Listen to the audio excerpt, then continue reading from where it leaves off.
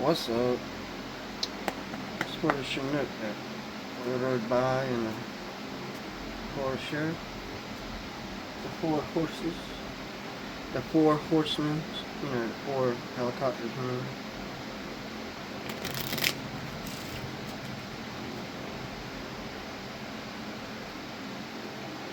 Before the helicopter comes, the four horsemen arrive. They're all shook that I know what's going on inside and on the outside. Before I know the way. Because the way is hard, and it is honest and narrow, and that's why nobody stays on it. Maybe someone loves the way that you're bold and honest and just outright blurting shit out because it's kind of what you got to do. They don't see the things that you see on a daily basis. They don't see maybe somebody don't see the way that maybe somebody don't see the way you see, but they can act on it. As in, they don't see the way you see, or they didn't have to live your life to see what you've been through. As in, they've been through stuff themselves, or whatever, but they see what you've been through. They know what it is, and people that can't see it are usually the ones that haven't been through something like this or are involved in it. And they took a different door. Maybe someone's going through a door. Maybe you took a different door than someone said and linked you or something, I don't know, or you went through a different door than someone else.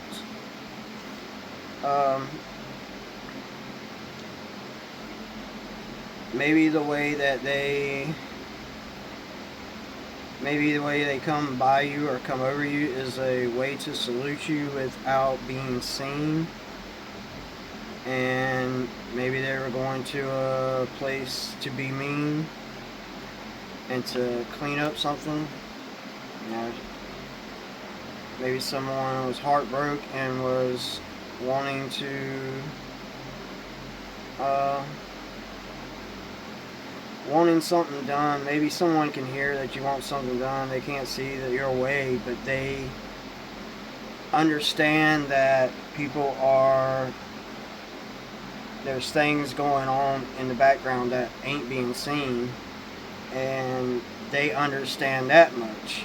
And meaning that, as in, because they know that what I'm saying, even though they can't see it, is very possible.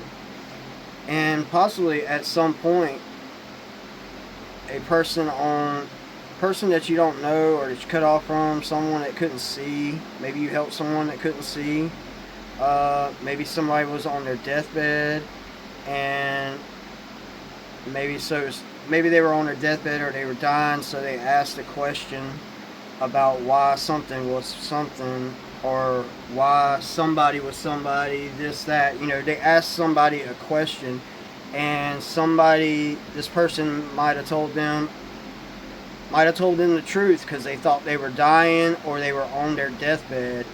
And now that they've got better, they're seeing that what they were told was a lie. As in, they were living a lie, they were told a lie, multiple people are involved, and the way that basically somebody had everything was that they were possibly the only person left. And at the time, maybe even at the time, they were the only person left because maybe somebody else wasn't able to, either wasn't able to talk, wasn't able to do something. Maybe they considered them uneligible because, you know, maybe someone was painting a picture about maybe a way to do something, or the way they were doing something. Maybe the way someone came in maybe the way someone came through your door, or through a door, maybe multiple people. Maybe they were heartbroken over someone that maybe they got locked up, or they didn't see that this woman or this person was the way they were, and the way that they came through your front door or came through the door was, maybe it was a sign that maybe they were coming after this person. Maybe they were trying to get them to go, and they didn't want to say it, or they didn't want to show it, but they were trying to get them to go somewhere. Maybe they even had to, maybe it was time for them to leave. Maybe it was they had to go somewhere for money.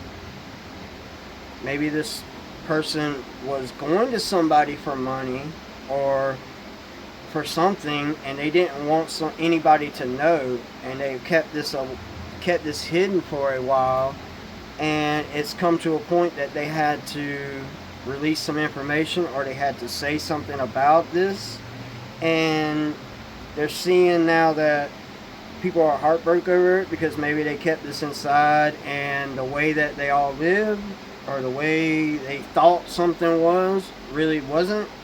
And that causes heartbreak. No matter what it is, if you got any kind of emotion or attachment to family, friends, anybody. I mean, I'm saying you could be around somebody for a couple of minutes and consider them a family. I know how this shit works. You know what I'm saying? Like, if you've been around somebody for like a year, you probably consider them family. You see them every day. Oh, that's kind of like family, because you see them more than your family. You get what I'm saying? Like, but what really is that, and what's not, what's being failed to be seen is, maybe there's been there's a lot of information and a lot of things that were told that ain't correct, or like Bill Stanley. Where's Bill Stanley? Anybody know Bill Stanley, or Stanley, or Paul Stanley, Paul Harris, that might be me, because that was my house, Black & Decker, and I didn't even know this shit, that it was a house. It was not a business. It was a house of records. Alexandria. And this is behind the scenes. B, C, Rich. Why, polyurethane, skateboards, surfboards, Clayton Homes, Bill Clayton, tattoos, tattoo machines, automatic weapons, any kind of thing, like 13, or well, yeah, three teams, maybe, 3 teams that are acting as one. So maybe you got multiple sets of teenagers that are acting as one teenager because they look alike. So they're able to go different places, and they're doing shit under one name, and then they'll be living as one name, and then they got another name that's getting money, and or this, that, all kinds of shit. Which is all great. I'm happy for you. But you're using my names, and you're doing that, and this and that, and that's fucked up. And you've had multiple teams that were attacking you, and they were doing it pretty well. Because what? Let's just say, Mama Dearest, Grandma Dearest, Family Dearest, they really didn't want to go and have to serve papers. They didn't really want someone to know that they served papers on someone, or they really didn't want someone to know that they went and maybe they sold something, or got rid of something, or maybe they sold you, or they put an insurance out on you right before you died. And then try to go collect it, and right after you died, and then find out you're not dead, your just name is dead from the black metal, pure Norwegian black metal. Mete, you know, the black mete that's inside of me. You know, I'm pure Norwegian black metal. That, you know, come on, hello. Do I have to say I'm the Lord of Chaos? Do I have to really say I'm the Dark Lord, Todd? You know? Toddy Todd. Am I Todd? Or am I a Toad? You know, Princess Toadstool.